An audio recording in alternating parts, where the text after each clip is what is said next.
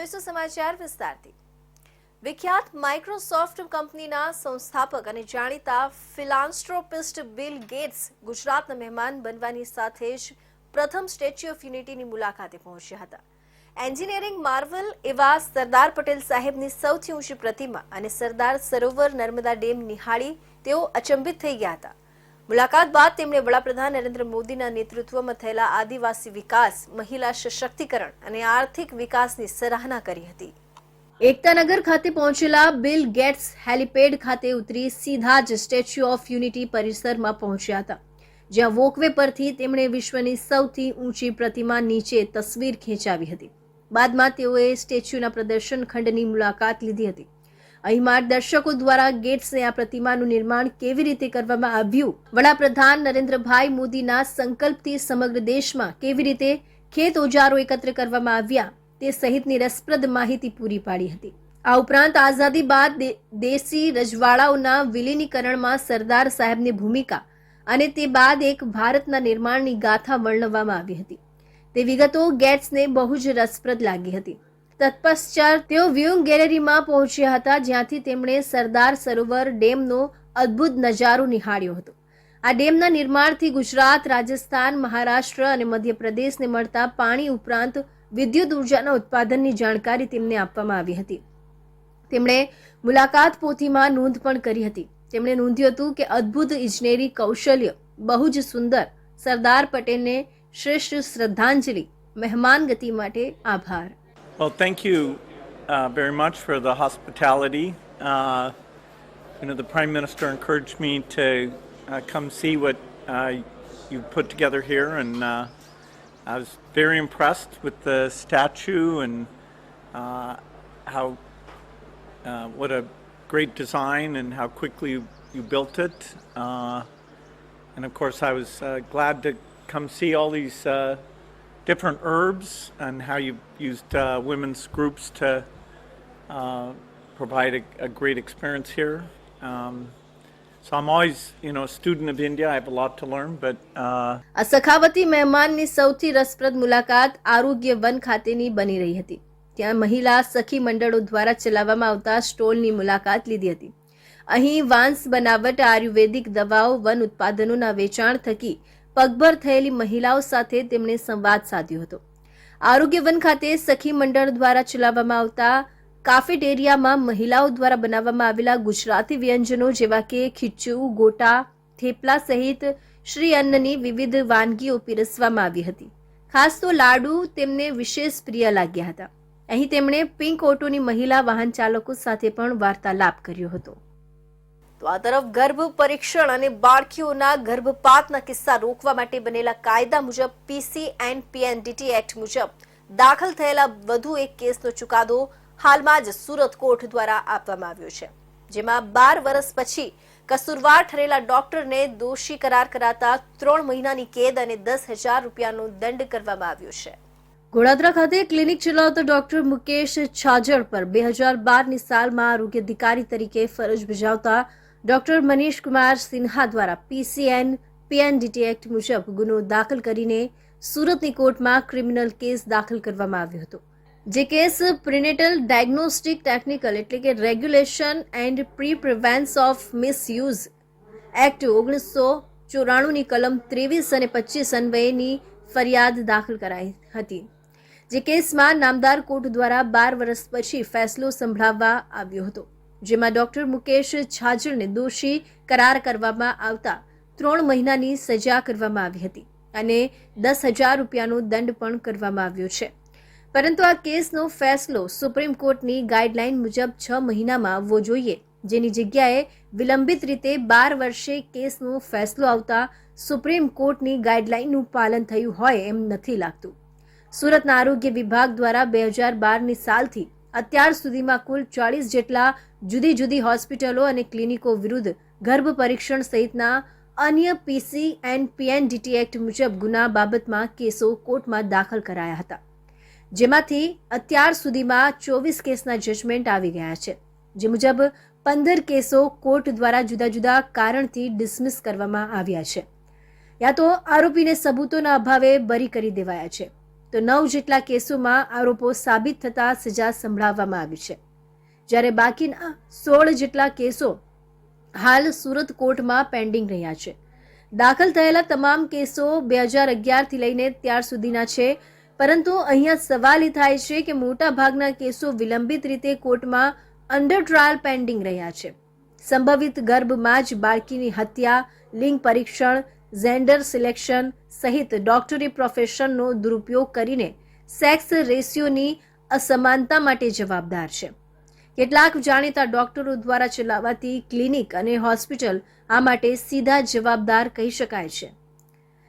સરકાર દ્વારા કાયદો બનાવીને નવજાત બાળકીઓને રક્ષણ આપવાની પૂરેપૂરી કોશિશ કરાય છે, પરંતુ કાયદાનો અમલ કરવાની જવાબદારી જેના સિરે છે એવા એપોપિએટ ઓથોરિટી અને કાયદામાં સજા કરવાની જવાબદારી જેની છે એવી કોર્ટ દ્વારા સુપ્રીમ કોર્ટ દ્વારા નક્કી કરાયેલ ગાઈડલાઈન મુજબ કાર્યવાહી નહીં કરાતા આવા બની બેઠેલા અધમ કૃત્ય કરનારા ડોક્ટરો એના ગોરખ ધંધા કરીને પહેલા તો પકડાતા નથી અને પકડાઈ જાય છે તો કાયદાની ઢીલી પકડને કારણે વર્ષો સુધી આઝાદ રીતે ફરતા રહે છે અને કાનૂન અને કાયદાનો કોઈ જ ડર ના હોય એમ પોતાની હાટડીઓ ચલાવ્યા કરે છે.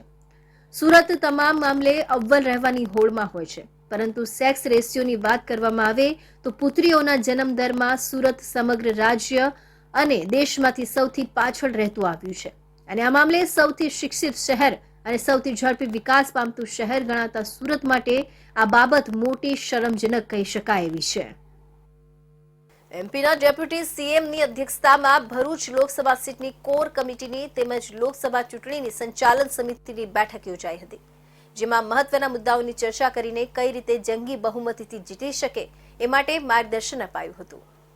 લોકસભા ચૂંટણી 2024 અંતર્ગત ભરૂચ ખાતે લોક સાહિત્યકાર અભયસિંહ રાઠોડના નિવાસ સ્થાને મધ્યપ્રદેશના નાયબ મુખ્યમંત્રી રાજેન્દ્ર શુક્લા અને ભૂતપૂર્વ હોમ મિનિસ્ટર પ્રદીપસિંહ જાડેજાની વિશેષ ઉપસ્થિતિમાં પ્રબુદ્ધ નાગરિકો સાથે સંવાદ કર્યો હતો. આ પ્રસંગે લોકસભા સીટના સંયોજક યોગેશભાઈ પટેલ અને ભરૂચ જિલ્લા ભાજપ પ્રમુખ મારુતિસિંહ અટોદરિયા, મહામંત્રી નિરલ પટેલ સહિત મોટી સંખ્યામાં ભરૂચ જિલ્લા ભાજપના આગેવાનો ઉપસ્થિત રહ્યા હતા. આગામી લોકસભા ચૂંટણી સંદર્ભે કોર કમિટી દ્વારા સતત મનોમંથન કરીને હરીફ ઉમેદવારને હરાવી જંગી બહુમતી સાથે લોકસભા સીટ કબજે કરવા સતત સિનિયર નેતાઓ ભરૂચ ખાતે બેઠકો કરી રહ્યા છે અને મનોમંથન ચાલી રહ્યું છે. ત્યારે આગામી લોકસભા ચૂંટણીમાં હાલના સાંસદ મનસુખભાઈ વસાવાને ટિકિટ મળશે કે કેમ એ પણ એક લોક પ્રશ્ન હાલ ચર્ચાનું કેન્દ્ર બન્યું છે. ત્યારે એડીચોટીનું જોર લગાવતા ટિકિટ મેળવવા ઈચ્છતા નેતાઓ પણ પોતાની રીતે લોબિંગ કરી રહ્યા છે, તો બીજી તરફ હરીફ ઉમેદવાર અને ઇન્ડિયા ગઠબંધનના સંયુક્ત ઉમેદવાર ચેતર વસાવા પણ પોતાની ચૂંટણી પ્રચારની શરૂઆત કરી દીધી છે. ત્યારે સંગઠનને વધુ મજબૂત કરીને जीत सुनिश्चित करवानी कवायद हाल भाजपा द्वारा કરવામાં આવી રહી છે. ये दौरा आने वाले लोकसभा के चुनाव में मोदी जी को तीसरी बार प्रधानमंत्री बनाने के लिए जो पूरे देश में एक वातावरण बन के तैयार हो गया है, ये काफी दिनों के बाद एक ऐसा चुनाव है जिसमें एक अलग तरह का उत्साह जन सामान्य में देखने को मिल रहा है. लोग मोदी जी को तीसरी बार प्रधानमंत्री बनाकर अपने सपने को पूरा करना चाहते हैं, क्योंकि 10 वर्षों में मोदी जी ने जो काम किया है, न सिर्फ विकास की गति को बढ़ाया, न सिर्फ गरीब लोगों के कल्याण की योजनाएं बनाई, बल्कि जो देश के उलझे हुए मामले थे, चाहे वो धारा 370 का मामला हो, चाहे वो अयोध्या में भगवान राम के भव्य मंदिर के निर्माण का मामला हो, उसको भी बड़ी कुशलता से उन्होंने सुलझाकर अपने नेतृत्व का लोहा न सिर्फ देश में बल्कि दुनिया के लोगों को मानने के लिए मजबूर किया है. मध्य प्रदेशના નાયબ મુખ્યમંત્રી દ્વારા હાલ સમગ્ર આદિવાસી વિસ્તારની તમામ બેઠકો પર પ્રવાસ કરવામાં આવી રહ્યો છે અને સ્થાનિક નેતા અને શહેરના પ્રબુદ્ધ નાગરિકો સાથે બેઠકો કરીને સૂચનો કરવામાં આવી રહ્યા છે. તો કેટલાય સમયથી રશિયા અને યુક્રેન યુદ્ધ વિશ્વભરમાં ચર્ચાનો વિષય બન્યો છે અને કેટલાય દેશો દ્વારા મધ્યસ્થી કરવા છતાં બંને દેશો યુદ્ધ પૂર્ણ કરવાના મૂડમાં નથી લાગી રહ્યા. જ્યારે યુદ્ધમાં કેટલાય નિર્દોષ લોકોનો ભોગ લેવાઈ રહ્યો હોય તેમ કેટલાક ભારતીયોનો પણ ભોગ લેવાઈ રહ્યો છે. રશિયા યુક્રેન યુદ્ધમાં કેટલાક ભારતીયો પણ મોતને ઘાટ ઉતરતા આવતા હોવાની હકીકત બહાર આવતા સરકાર દ્વારા તમામ રશિયામાં રહેતા ભારતીયોને યુદ્ધથી દૂર રહેવાની ચેતવણી આપવામાં આવી રહી છે ત્યારે ગત સપ્તાહમાં સુરતના હેમિલ નામક યુવકનું યુક્રેનના ડ્રોન હુમલા દરમિયાન મોત નીપજ્યું છે. રશિયન આર્મીમાં સિક્યોરિટી હેલ્પર તરીકે કામ કરતો હતો. હેનિલ મૂળ સૌરાષ્ટ્રવાસી પટેલ પરિવારનો યુવાન છે. વિદેશ મંત્રાલયે 25 ફેબ્રુઆરીએ કહ્યું હતું કે રશિયન આર્મીમાં ભરતી થયેલા ઘણા ભારતીયોને બચાવી લેવામાં આવ્યા છે. ત્યાંની સેનાએ તેમને મુક્ત કર્યા છે. યુદ્ધ લડવા માટે યુક્રેન મોકલવામાં આવેલા એક ભારતીયના મોત બાદ મંત્રાલયનું આ નિવેદન આવ્યું છે. રશિયામાં નોકરી અપાવવાના બદલામાં એજન્ટોએ વાયદો કર્યો હતો કે રશિયામાં દરેક વ્યક્તિને દર મહિને 1 લાખથી 1.5 લાખ રૂપિયા મળશે. બાદમાં પગાર વધુ વધશે. તાલીમ દરમિયાન દરેકને 40,000 થી 50,000 રૂપિયા પણ આપવામાં આવ્યા હતા. ભારત સરકાર આ મુદ્દે રશિયા સાથે વાત કરી રહી છે. ભારતની એમ્બેસી પણ આ બાબતને ગંભીરતાથી જોઈ રહી છે. એવું કહેવામાં આવી રહ્યું છે કે નોકરી માટે રશિયા ગયેલા ઘણા ભારતીયો હાલમાં યુક્રેન સામે યુદ્ધ લડી રહ્યા છે. અમને ત્યાંથી જે હેમિલની જોડે છોકરાઓ કામ કરતા હતા એને ત્યાંથી ફોન આવ્યો અમારે. સમીર કરીને છોકરાનું નામ છે. એ છોકરો એની જોડે જ કામ કરતો હતો અને એ છોકરાએ અમને મેસેજ આપ્યા કે હેમિલ જોડે આ રીતે ડ્રોન હુમલો થયો છે, એમાં એ એટેકમાં એ હેમિલ આવી ગયો.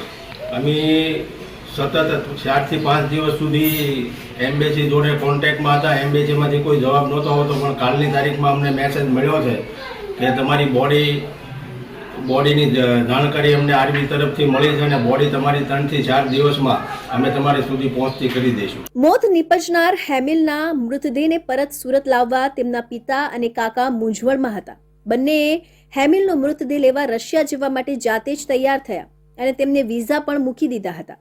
અને હેમિલનો મૃતદેહ પરત લાવવા પરિવારે તંત્રનો સંપર્ક કર્યો હતો. રશિયન સરકાર અને આર્મી તરફથી ઇન્ડિયન એમ્બેસીએ હેમિલના પરિવારનો સંપર્ક કર્યો. ત્યારબાદ એમ્બેસીએ જણાવ્યું કે મૃતદેહ સુરત હેમિલના પરિવાર સુધી પહોંચાડવામાં આવશે. જોકે હજુ કોઈ ફાઇનલ ડેટ આપવામાં આવી નથી. નવસારી જિલ્લા પંચાયતનું આગામી વર્ષ 2024 અને 25ના વર્ષનું બજેટ પંચાયતના સભાખંડમાં વિપક્ષના કોઈ પણ વિરોધ વિના સર્વાનુમતે પસાર કરવામાં આવ્યું હતું.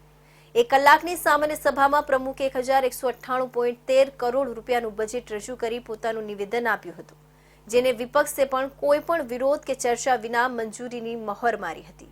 નવસારી જિલ્લા પંચાયતની મળેલી બજેટ સભામાં પ્રમુખ પરેશ દેસાઈ, ટીડીઓ પુષ્પલતા તેમજ હિસાબી વિભાગના અધિકારીઓ અને પંચાયત સભ્યોની ઉપસ્થિતિમાં મળી હતી, જેમાં આગામી વર્ષનું બજેટ સહિત અન્ય કામોને રજૂ કરવામાં આવ્યા હતા. પ્રમુખ પરેશ દેસાઈ દ્વારા વર્ષ 2024 અને 25ના વર્ષનું 1198.13 કરોડનું જંગી બજેટ રજૂ કરવામાં આવ્યું હતું, જેમાં 290.4 કરોડની પુરાંત અને 44.42 કરોડના દેવા પણ રજૂ કરાયા છે. બજેટ વિશે ટૂંકમાં માહિતી આપતા પ્રમુખ પરેશ દેસાઈએ જણાવ્યું કે આગામી વર્ષના બજેટમાં સ્વભંડોળ વધારવા માટેના આયોજન કરવામાં આવશે. સાથે જ જુદી જુદી વિકાસલક્ષી યોજનામાં પણ જિલ્લા પંચાયત દ્વારા બજેટ ફાળવવામાં આવ્યું છે, જેમાં વિકાસલક્ષી કામો માટે 3.25 કરોડ રૂપિયા, સ્વચ્છ નવસારી માટે 1 કરોડ રૂપિયા, પોષણ માટે 2.36 કરોડ, જાહેર બાંધકામ માટે 2.15 કરોડ, સિંચાઈ માટે 1.50 કરોડ, ખેતીવાડી માટે 1.32 કરોડ, શિક્ષણ માટે 93 લાખ રૂપિયાની જોગવાઈ કરવામાં આવી છે. સાથે જ ખેડૂતોને પડતી સિંચાઈની સમસ્યાના નિવારણ માટે ચેકડેમ બનાવવાની યોજના બનાવવામાં આવી છે. વાંસદાના વાટી ગામે વર્ષોની પુલની માંગને પણ આ વર્ષે પૂર્ણ કરવાના પૂરા પ્રયાસો કરવામાં આવશે. પ્રમુખ પરેશ દેસાઈએ બજેટને વિકાસલક્ષી બજેટ ગણાવ્યું હતું. આજનો 2024-25નું નવસારી જિલ્લા પંચાયતનું બજેટ સર્વાંગી વિકાસ માટેનું છે. આની અંદર અમે જુદી જુદી યોજનાઓ માટે બજેટની ફાળવણી કરી છે. એમાં ઉપરથી તમને નજર નાખીએ તો વિકાસના કાર્યો માટે અમે 325 લાખ રૂપિયાની જોગવાઈ કરી છે. સ્વચ્છ નવસારી યોજના અન્વયે 100 લાખ રૂપિયાની જે જોગવાઈ કરી છે. આરોગ્ય ક્ષેત્રે તેમાં પણ ખાસ કરીને આયુર્વેદિક સર્વ રોગ નિદાનને માટે 15 લાખ રૂપિયાની અને કુપોષણનો દર ઘટાડવા માટે અમે 10 લાખ રૂપિયાની અલગથી જોગવાઈ કરી છે. આ સાથે અમે સામાજિક ન્યાય ક્ષેત્રે પણ 15 લાખની જોગવાઈ કરી છે. સર્વસંમતે આવનાર વર્ષનું બજેટ મંજૂર થઈ જતા અને વિપક્ષને કોઈપણ પ્રકારનો વિરોધ કરવાનો મોકો નહીં મળતા સામાન્ય સભા શાંતિપૂર્ણ માહોલમાં સંપન્ન થઈ હતી. બેંક ઓફ બરોડા દ્વારા CSR પ્રવૃત્તિ અંતર્ગત સ્ટ્રીટ વેન્ડરને મોટી છત્રીનું વિતરણ કરવામાં આવ્યું હતું. તડકો અને વરસાદમાં પોતાના અને પોતાની ચીજ વસ્તુના રક્ષણ માટે આ છત્રી સ્ટ્રીટ વેન્ડર્સને ઘણી ઉપયોગી થઈ રહેશે. સેલવાસ નગરપાલિકા દ્વારા સ્ટ્રીટ વેન્ડરો માટે લોન સ્કીમ માટે કેમ્પોનું આયોજન કરવામાં આવે છે, જેમાં શેરી વિક્રેતાઓને સરળ લોન આપવા માટે ભારત સરકારે પ્રધાનમંત્રી સ્ટ્રીટ વેન્ડર્સ આત્મનિર્ભર નિધિ યોજના શરૂ કરી છે. એની સાથે દાદરા નગર હવેલીની અગ્રણી બેંક ઓફ બરોડાના સામાજિક ઉત્તરદાયિત્વ પ્રત્યે પોતાની પ્રતિબદ્ધતા અંતર્ગત સમાજ પર સકારાત્મક પ્રભાવ પાડવા માટે સામુદાયિક કલ્યાણની એક પહેલ કરી છે. બેંક ઓફ બરોડાની બ્રાન્ચ દ્વારા દાદરા નગર હવેલીના વિવિધ સ્ટ્રીટ વેન્ડરોને શેડ છત્રી વિતરણ કરવામાં આવ્યા હતા. આ છત્રીઓથી આવનાર તડકામાં સ્ટ્રીટ વેન્ડરોને રાહત મળશે અને એમનો માલ સામાન પણ સુરક્ષિત રહેશે. બેંક ઓફ બરોડા વલસાડ વિભાગ દ્વારા CSR પ્રવૃત્તિ અંતર્ગત વેન્ડરને છત્રીનું વિતરણ કરવામાં આવ્યું હતું. बैंक ऑफ बड़ौदा चूँकि गुजरात बेस्ड बैंक है, हमारे वलसाड क्षेत्र के द्वारा हमारे वलसाड क्षेत्र के सभी एरियाज़ में लगभग 300 वेंडर्स छाते हम लोग डिस्ट्रीब्यूट कर रहे हैं, जो CSR एक्टिविटीज़ के तहत हम बांट रहे हैं. जो हमारे वेंडर भाई हैं, जो छोटे मोटे फुटपाथ पे दुकान करते हैं, उनके लिए इस आने वाले गर्मी और बरसात से बचने के लिए ये एक CSR एक्टिविटी के तहत वलसाड में भी, वापी, वलसाड, दमन, सिलवासा, आहवा, हर जगह जो छोटे व्यापारी हैं उनको ये छाता बैंक की तरफ से दिया जा रहा है. ફૂટપાથ પર ફળ, શાકભાજી કે બીજા કોઈ નાના મોટા ધંધા કરતા વેપારીઓને ગરમી વરસાદથી બચવા માટેની છત્રીનું વિતરણ કરવામાં આવ્યું હતું. બેંક ઓફ બરોડાની સિલવાસ શાખા ખાતે આ કાર્યક્રમનું આયોજન કરવામાં આવ્યું હતું, જેમાં 300 કરતાં વધારે લાભાર્થીઓને લાભ આપવામાં આવ્યો હતો. આ અવસરે વલસાડ ક્ષેત્રના ક્ષેત્રીય પ્રબંધક શૈલેન્દ્ર કુમાર સિંહ, સહાયક મહાપ્રબંધક અમિત મિશ્રા, સિલવાસ બ્રાન્ચ અને મુખ્ય પ્રબંધક DB રમેશ ચૌબે સહિત અન્ય અધિકારીઓ ઉપસ્થિત રહ્યા હતા. તો આદિવાસી જિલ્લો ડાંગ હાલ મેડિકલ વેસ્ટના નિકાળને લઈને વિવાદમાં આવ્યો છે. આરોગ્ય વિભાગ દ્વારા સરકારી હોસ્પિટલ અને સ્વાસ્થ્ય કેન્દ્રોમાં જે દવાનો જથ્થો અપાય છે એ વપરાયા વગર પડી રહેતા 2021માં એક્સપાયર થયેલી દવાઓ જાહેરમાં નાખી દેવાતા રખડતા પશુ આ મેડિકલ વેસ્ટ આરોગી રહ્યા હોવાનું સામે આવી રહ્યું છે. ડાંગ ખાતે જાહેરમાં ફેંકી દેવાયેલો આ દવાનો જથ્થો રખડતા પશુઓ આરોગી રહ્યા છે. આ તમામ દવા વર્ષ 2021ની સાલમાં એક્સપાયર દવાનો જથ્થો વર્ષ 2024માં પણ નિકાલ કરવામાં ન આવતા તપાસનો વિષય બન્યો છે અને આરોગ્ય અધિકારીઓ પગાર પૂરતા જ કે તે પોતાની ફરજ પ્રત્યે કોઈ જવાબદારી ખરી એમની એવો પ્રશ્ન પણ ઊભો થાય છે. આવા સિવિલની સામેના ભાગે જૂના સરકારી ક્વાર્ટરની પાછળ પુષ્કળ પ્રમાણમાં 2021ના વર્ષમાં એક્સપાયર થયેલી દવાનો જથ્થો ફેંકવામાં આવ્યો છે, જે દવાઓ વિકાસની સરકાર દ્વારા ગરીબ દર્દીઓને આપવાને બદલે આજે ઉકરડે જોવા મળી રહી છે. સિવિલના અધિકારીઓની બેદરકારીને કારણે પશુઓ આ હાનિકારક કહી શકે એવી દવાઓ આરોગી રહી છે. એક્સપાયર થયેલી દવાઓ અંગે અધિકારીઓને વધુ વિગતો પૂછતા એકબીજા પર ખોખોની રમત રમતા હોય એમ જવાબો મળ્યા છે. સરકારની ગાઈડલાઈન મુજબ સમયે સમયે દવા પર લખેલી તારીખ વર્ષની ચકાસણી કરી એક્સપાયર દવા અને ડિસ્પોઝ કરવાની જવાબદારી હોસ્પિટલના અધિકારીઓએ કે કર્મચારીઓની બને છે. પરંતુ આહવાની કરોડોના ખર્ચે નિર્માણ પામેલી ગરીબોની જીવાદોરી સમાન હોસ્પિટલના આરોગ્ય અધિકારો બે લગામ થયેલ અધિકારીઓને કારણે આજે વિકાસના ઢંઢેરો વગાડતી સરકારના કર્મચારીઓની ઘોર બેદરકારી સામે આવી રહી છે. લાખોની દવા ઉકરડે પશુઓનું જાણે ભોજન બન્યું હોય એમ દ્રશ્યમાન થાય છે. સિવિલના જવાબદાર RMO કે સિવિલ સર્જનને સમગ્ર બાબતે પૂછતા માત્ર ઉડાઉ જવાબો મળ્યા હતા. વલસાડ જિલ્લાના કપરાડા તાલુકાના અંતરિયાળ વિસ્તાર ધરાવતા 5 વેર કેળધા ગ્રુપ ગ્રામ પંચાયતમાં મહિલા સરપંચ કૌશલ્યાબેન ગણપત ગાવિતની ગેરહાજરીમાં ગ્રામ સભા યોજવામાં આવી હતી. કપરાડા તાલુકાના 5 વેરા કેલઘા ગ્રુપ ગ્રામ પંચાયતમાં મહિલા સરપંચ અને તેના 8 સભ્યોની પેનલ હોવા છતાં પણ માત્ર ગણતરીના 20 થી 25 લોકો ભેગા મળી કોઈને પણ જાણ કર્યા વિના તલાટી ક્રમ મંત્રી કમલેશસિંહ ભુઈસરા અને અન્ય લોકો દ્વારા ગ્રામ સભાનું આયોજન થતાં સમગ્ર પંથકમાં ચર્ચાએ જોર પકડ્યું છે. પ્રાપ્ત માહિતી અનુસાર મહિલા સરપંચ 2.5 મહિનાથી મહારાષ્ટ્રના નાસિકમાં રોજગારી મેળવવા અર્થે ગયા હોવાનું જાણવા મળ્યું છે.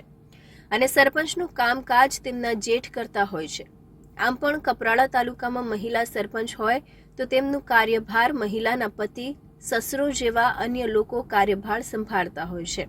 ત્યારે ગ્રામ પંચાયતની કામગીરી અંગે પણ અનેક પ્રશ્નો ઊભા થયા છે અને ગામના વિકાસના કામો અવરોધ ઊભો થયો હતો. ત્યારે હાલ ગ્રામ પંચાયતની સભા વગર સરપંચે કરવામાં આવતા આગળના દિવસોમાં પ્રશ્ન વધુ પેચીદો બને એવી સંભાવના વ્યક્ત કરાઈ રહી છે. તો આ તરફ સાપુતારા ખાતે નોટિફાઈડ એરિયા કચેરીના ચીફ ઓફિસર અને ડેપ્યુટી કલેક્ટર ડોક્ટર ચિંતન વૈષ્ણવની બદલી અટકાવવા માટે ગ્રામજનો દ્વારા કલેક્ટરને આવેદનપત્ર આપવામાં આવ્યું હતું અને માંગ કરાઈ હતી કે અધિકારી દ્વારા વિસ્તારમાં સારી કામગીરી કરાતી હોય, સ્થાનિક જનતાને આવા અધિકારીની જરૂરત હોય, બદલીનો ઓર્ડર રદ કરવાની અપીલ કરાઈ હતી.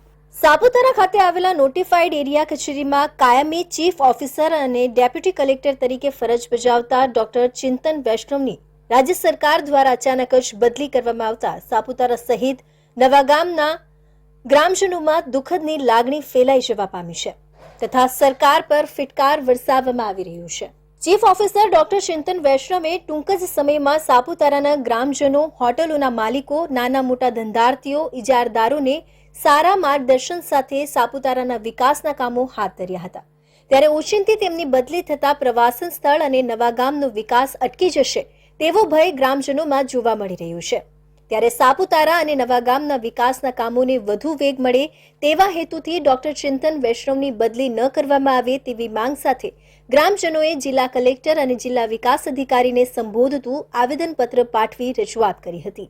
અમારે એવા અધિકારી મળેલા અને હાલે છે જ ઓફિસમાં જ છે, એમની અચાનક બદલી થયેલી છે. સાપુતારાના ચીફ ઓફિસર સાહેબ ડૉક્ટર ચિંતન વૈષ્ણવ સાહેબ, એ બદલીના હિસાબે અમે બદલી રોકાવા આવેદનપત્ર આપવા આવ્યા છે. કલેક્ટર સાહેબને આપ્યો આવેદનપત્ર, હમણાં ડીડીઓ સાહેબ પાસે જવાના છે. એ ડૉક્ટર ચિંતન વૈષ્ણવ એ સાહેબ સાપુતારાની કાયાપલટ કરવાના છે. એટલે એવી વ્યવસ્થા કરી છે કે બધા જ ગરીબોને રોજગારી મળી રહે, સાપુતારામાં સ્વચ્છતા રહે અને સાપુતારાને હરિયાળું બનાવવાનું છે. એમાં બહુ મોટા મોટા પ્રોજેક્ટ છે, એટલે બધા જ આદિવાસી લોકો આસપાસના એમને બધાને રોજગારી મળી રહે એ આશાએથી અમે સાહેબને બદલે અટકાવવા માટે આવેદનપત્ર આપ્યું છે. તેમજ વધુમાં સાપુતારા ચીફ ઓફિસર તથા ડેપ્યુટી કલેક્ટર ડોક્ટર ચિંતન વૈષ્ણવની બદલી જો મોકૂફ રાખવામાં ન આવે તો નવાગામ તથા સાપુતારાના ગ્રામજનો દ્વારા રસ્તા રોકો આંદોલન તેમજ આગામી લોકસભાની ચૂંટણીનો બહિષ્કાર કરવામાં આવશે એવી ચીમકી ગ્રામજનો દ્વારા ઉચ્ચારવામાં આવી રહી છે. તો આ હતા સુરત બુલેટિનના મહત્વના સમાચાર. ફરી મળીશું અન્ય નવા સમાચારો સાથે. ત્યાં સુધી રજા આપશો. નમસ્કાર.